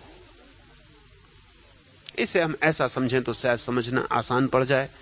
10 आदमी एक ही मकान में हैं, एक आदमी बीमार पड़ जाता है, उसे फ्लू पकड़ लेता है। चिकित्सक उससे निमित्त बन गए, लेकिन इस आदमी के भीतर बीमारी संग्रहित है। नहीं तो बाकी 9 लोगों को क्यों वायरस नहीं पकड़ रहा है? कोई दोस्ती है, कोई दुश्मनी है, बाकी 9 लोग नहीं, इस आदमी को क्यों पकड़ लिया है? इस आदमी को इसलिए पकड़ लिया है कि इस आदमी के भीतर वो स्थिति है जिसमें वायरस निमित्त बनके और फ्लू को पैदा कर सकता है। बाकी 9 के भीतर वो स्थिति नहीं है। तो वायरस आता है, चला जाता है, वो उनके भीतर फ्लू पैदा नहीं कर पाता। तो अब सवाल यह है, फ्लू वायरस पैदा करता है? अगर ऐसा आप देखते हैं तो आप महावीर को कभी ना समझ पाएंगे। महावीर कहते हैं फ्लू की तैयारी आप करते हैं, वायरस केवल मैनिफेस्ट करता है, प्रकट करता है। तैयारी आप करते हैं, जिम्मेवार आप हैं। जिम्मेवारी सदा मेरी है। आसपास जो घटित होकर प्रकट होता है वो सिर्फ निमित्त है, तो उन पर क्रोध का कोई कारण नहीं रह जाता। धन्यवाद दिया भी जा सकता है, अनुग्रह माना भी जा सकता है, क्रोध का कोई कारण नहीं रह जाता। और तब आप में अहंकार के खड़े होने की कोई जगह नहीं रह जाती। ध्यान रहे, जहां क्रोध है वहां भीतर अहंकार है, और जहां क्रोध नहीं वहां भीतर अहंकार नहीं। क्योंकि क्रोध सिर्फ अहंकार के बीच डाली गई बाधाओं से पैदा होता है और किसी कारण पैदा नहीं होता। अगर आपके अहंकार को तृप्ति मिलती जाए आप कभी क्रोधी नहीं होते। अगर सारी दुनिया आपके अहंकार को तृप्त करने को राजी हो जाए तो आप कभी क्रोधी ना होंगे। आपको पता ही नहीं चलेगा कि क्रोध भी कोई चीज थी।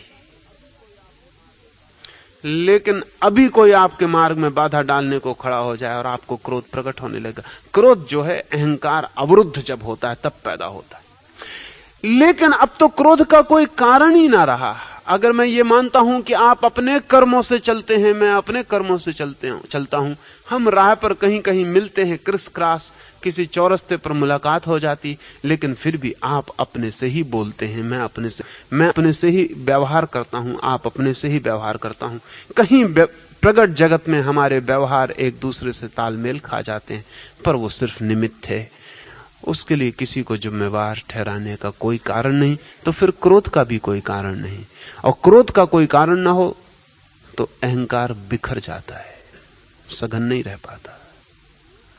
विनय बड़ी वैज्ञानिक प्रक्रिया है। दोष दूसरे में नहीं है, दूसरा मेरे दुख का कारण नहीं है, दूसरा श्रेष्ठ और अश्रेष्ठ नहीं है, दूसरे से मैं कोई तुलना नहीं करता, पर मैं कोई शर्त नहीं बांधता कि इस शर्त को पूरा करोगे तो मेरा आदर, मेरा प्रेम तुम्हें मिलेगा, सम्मान मिलेगा। मैं बेशर्त जीवन को सम्मान देता हूं। और प्रत्येक व्यक्ति अपने कर्म से चल रहा है।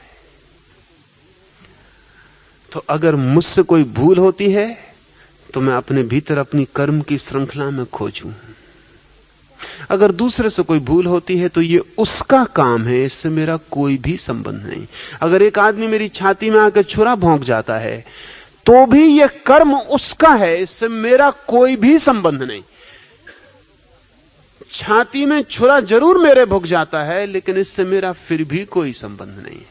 ये काम वही इसके फल पाएगा, नहीं पाएगा, ये उसकी बात है। ये मेरा काम ही नहीं है, इससे मेरा कोई संबंध नहीं है। महावीर इतना जरूर कहते हैं कि अगर ये मेरी छाती में छुरा भुकता है तो इससे मेरा इतना ही संबंध हो सकता है कि मेरी पिछली यात्रा में मैंने ये तैयारी करवाई हो कि छाती में छुरा भुके। इसका मेरी छाती में जाना मेरे पिछले कर्मों की कुछ तैयारी होगी, बस उससे मेरा संबंध है। लेकिन उस आदमी का मेरी छाती में भौंकना, इससे मेरा कोई संबंध नहीं, इससे उसकी अपनी अंतर यात्रा का संबंध है। ये बात साफ साफ समांतर दौड़ रहे हैं और प्रत्येक व्यक्ति अपने भीतर से जी रहा है। लेकिन जब जब हम जोड़ लेते हैं अपने से दूसरे की धारा को, तभी कष्ट शुरू होता है। विनय केवल इस बात की सूचना है कि मैं अपने से अब किसी को जोड़ता नहीं। इसलिए विनय को महावीर ने अंतर तप कहा है क्योंकि वो स्वयं को दूसरों से तोड़ लेना है। बिना पता चले चीजें टूट जाती हैं और जब मेरे और आपके बीच कोई भी संबंध नहीं रह जाता, प्रेम का नहीं, घृणा का नहीं, संबंध ही नहीं रह जाता, सिर्फ निमित्त के संबंध रह जाते हैं, तब न कोई श्रेष्ठ है, न शत्रु है, न कोई मेरा बुरा करने की कोशिश कर रहा है, न कोई मेरा भला करने की कोशिश कर रहा है। महावीर कहते हैं कि जो कुछ मैं अपने लिए कर रहा हूं, मैं ही कर रहा हूं। भला तो भला, बुरा तो बुरा। मैं ही अपना नरक हूं, मैं ही अपना स्वर्ग हूं, मैं ही अपनी मुक्ति हूं। मेरे अतिरिक्त कोई भी निर्णायक नहीं है मेरे लिए। तब एक हम्बलनेस, एक विनम्र भाव पैदा होता है, जो अहंकार का रूप नहीं है, अहंकार का अभाव है, जो अहंकार का डायल्यूट फॉर्म नहीं है, बिखरा हुआ, फैला हुआ आकार नहीं है, अहंकार का अभाव है। तो ये आखिरी बात ख्याल में ले लें। विनम्रता यदि साधी जाएगी, जैसा हम साधते हैं कि इसको आदर दो, उसको आदर दो, इसको मत दो, उसको मत दो, आदर का भाव जन्माओ, विनम्र रहो, अहंकारी मत बनो, निरअहंकारी रहो, तो जो विनम्रता पैदा होगी, it will be A form of ego, वो अहंकार का ही एक रूप होगी। उससे समाज को थोड़ा फायदा होगा, क्योंकि आपका अहंकार कम प्रकट होगा, दबा हुआ प्रकट होगा, ढंग से प्रकट होगा, सुसंस्कृत होगा, कल्चर्ड होगा। इसलिए समाज की उत्सुकता इतनी ही है कि आप विनम्रता का आवरण ओढ़े रहें। बस समाज को इससे कोई मतलब नहीं है। समाज की औपचारिक व्यवस्था इतने से चल जाती है कि आप विनम्रता ओढ़े रहें भीतर अहंकारी समाज को कोई मतलब नहीं है। लेकिन धर्म को इससे कोई प्रयोजन नहीं है कि आप बाहर क्या ओढ़े हुए हैं। धर्म को प्रयोजन है आप भीतर क्या हैं, व्हाट यू आर। तो महावीर की जो विनय है वो समाज की व्यवस्था की विनय नहीं है कि पिता को, कि गुरु को, कि शिक्षक को, कि वृद्ध को आदर दो। महावीर ये भी नहीं कहते कि मत दो, मैं भी नहीं कह रहा हूं कि आप मत दो। और जितना समझदार आदमी उसको उतना ही खेल है।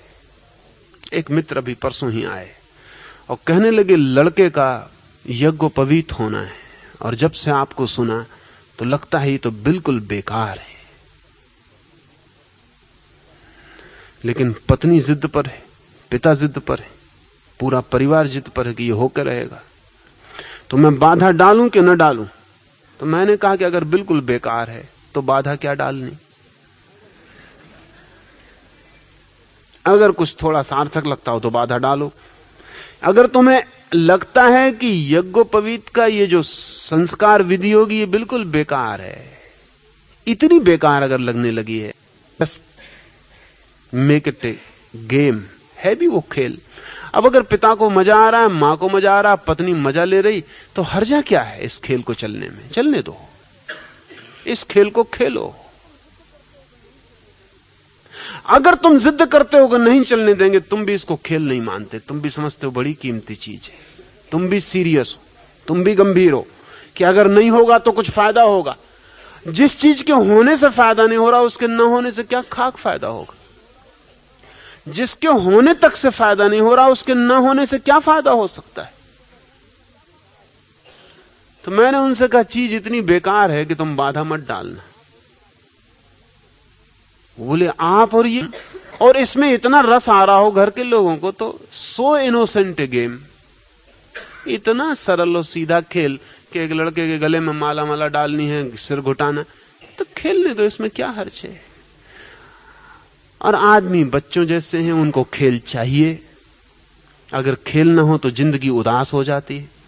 इसलिए हम जन्म को भी खेल बनाते, फिर यज्ञोपवीत का खेल खेलते, फिर शादी आती उसका खेल चलता, मर जाता आदमी तब भी हम खेल बंद नहीं करते, अर्थी निकालते, वो भी उत्सव है, समारोह, बैंड बाजा आदमी को आखिर तक पहुंचाता, बाकी लंबा खेल। पर आदमी बिना खेल के नहीं जी सकता। इसलिए जिन समाजों में खेल कम हो गए, खेल के तभी जी सकता है जब उसे वास्तविक जीवन का पता चल जाए। वास्तविक जीवन का पता ना हो तो इस जीवन को जिसे हम जीवन कह रहे हैं ये तो बिना खेल के नहीं जिया जा सकता, इसमें खेल रखने ही पड़ेंगे। पश्चिम में ये दिक्कत खड़ी हो गई। 300 साल में पश्चिम के विचारक लोगों ने, जिनको मैं बहुत विचारशील नहीं कहूंगा, चाहे वोल्टेयर हो और चाहे बर्ट्रैंड रसल, उन सब ने पश्चिम के सब खेल निंदित कर दिए और कहा कि सब खेल बेकार है, ये क्या कर रहे हो, ये सब गड़बड़ है, इसमें क्या फायदा है। फायदा कोई बता ना सका। अगर आप बच्चों से पूछें कि तुम ये जो खेल खेल रहे हो इसमें क्या फायदा है, अगर आप बच्चों से पूछें कि ये तुम गेंद इस कोने से उस कोने फेंकते हो, उस कोने, क्योंकि जब फायदे नहीं तो क्यों खेलना, बच्चे बंद कर देंगे लेकिन मुश्किल में पड़ जाएंगे। क्योंकि बच्चे क्या करेंगे, वो जो शक्ति बचेगी उसका क्या होगा। वो जो खेलने में निकल जाता था वो अब उपद्रव में निकलेगा। सारी दुनिया में बच्चों ने जितने खेल कम कर दिए हैं और सब स्कूलों ने बच्चों के खेल छीन लिए, अब बच्चों ने नए खेल निकाले। आप समझते हैं वो उपद्रव, वो सिर्फ खेल है। वो गेंद फेंक के मजा ले लेते थे, अब नहीं फेंकने देते, वो पत्थर फेंक के खिड़कियां तोड़ रहे हैं। वो मामला वही है। आपने सब खेल छीन लिए तो उनको नए खेल ईजाद करने पड़ रहे हैं, और वो नए खेल महंगे पड़ रहे हैं। वो बच्चों के, हमारे बच्चे होने के समय ही गंभीर और बूढ़े होने लगे, अब उनको लेकिन खेल तो उनके भीतर की जो ऊर्जा है वो खेल मांगते। तो पश्चिम में ये दिक्कत खड़ी हुई, सारी फेस्टिविटी नष्ट कर दी है। वोल्टेयर से लेकर बर्ट्रैंड रसल के बीच पश्चिम में सारे उत्सव का भाव चला गया है। सब चीज बेकार, ये भी नहीं हो सकता, ये भी नहीं हो सकता, और जिंदगी वही की वही। अब बड़ी मुश्किल हो गई, शादी का उत्सव बेकार, इसमें क्या फायदा है, ये तो रजिस्ट्री के ऑफिस में हो सकता है, बैंड बाजा क्यों बजाना। लेकिन आपको पता नहीं कि वो जो आदमी बैंड बाजा बजा रहा था उस खेल में रस था। अब ये आदमी जब रजिस्ट्री के ऑफिस में जाके शादी करवाएगा, घर आके पाएगा कुछ भी नहीं हुआ, तो बिल्कुल बेकार निकल गया मामला। सिर्फ दस्तखती करके आ गए, जिसमें हम बच्चों को दिखाते थे कि भारी मामला है, कोई छोटा मामला नहीं, तोड़ा नहीं जा सकता, इतना बड़ा मामला है। उसको इतना शोरगुल मचाते थे, उसको घोड़े पे बिठाते, उसको राजा बना देते, छुरे लटका देते, बैंड बाजा बजा देते, भारी उत्सव मचता, उसको भी लगता कि कुछ हो रहा है, कुछ ऐसा हो रहा है जिसको वापस लौटाना मुश्किल है। फिर इस सब के पीछे होता तो वही जो रजिस्ट्री के ऑफिस में होता है, लेकिन इस सब के पहले जो हो गया है वो एक रूप, एक खेल। वो खेल इतना भारी था कि उसको लौटाना मुश्किल था, और उसकी जिंदगी में याद रहता। शादी चाहे दुख भी बन जाए बाद में, लेकिन वो जो शादी के पहले लगेगी वो छोटी लगेगी, क्योंकि खेल उसके पहले का पूरा नहीं हो पाया, बिना खेल के मिल गई। नसरुद्दीन की जब पहली दफा शादी हुई वो सुहागरात को गया।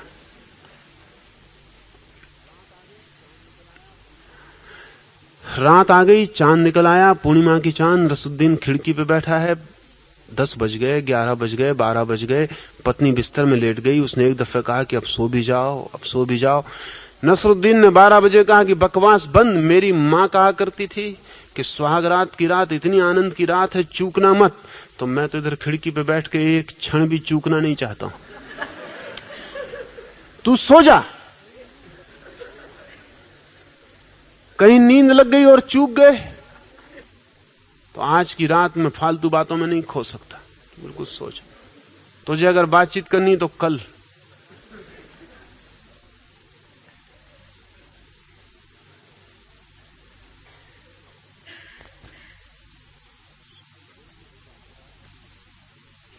इसके मन में सुहागरात की एक धारणा। आज ठीक उल्टी हालत है। आज सुहागरात जैसी कोई चीज हो ही नहीं सकती, क्योंकि मैंने सुना है कि एक युवक अपनी सुहागरात से हनीमून से वापस लौटा, एक बिफोर। अब तो सुहागरात का अनुभव पहले ही उपलब्ध है। सुनगा just like before, nothing new, कुछ नया नहीं। पुरानी बुद्धिमत्ता महत्वपूर्ण थी। वो बच्चों जैसे आदमियों के लिए बनाए गए खेलों का इंतजाम था। उन खेलों के बीच आदमी जी लेता था। मैं नहीं कहता खेल तोड़ दें, खेल जारी रखें, बड़े बूढ़ों को आदर देना जारी रखें, गुरुजनों को आदर दें, साधुओं को आदर दें, खेल जारी रखें, उससे कुछ नुकसान नहीं हो रहा है किसी का, लेकिन उसको विनय मत समझ लें। गया सुहागरात पर, बड़ा इठला के अकड़ के चल रहा है, फिर पूर्णिमा है, बड़ा आनंदित है, रास्ते पे कोई मित्र मिल गया, उसने कहा कि बड़े आनंदित हो। नसरुद्दीन ने कहा कि मेरी सुहागरात है। उस आदमी ने चारों तरफ देखा, लेकिन उसने तुम्हारी पत्नी दिखाई नहीं पड़ती। उसने कहा कि आर यू मैड? पहली दफा उसको लेके आया, उसने सब रात खराब कर दी, इस बार उसको घर ही छोड़ आया हूं।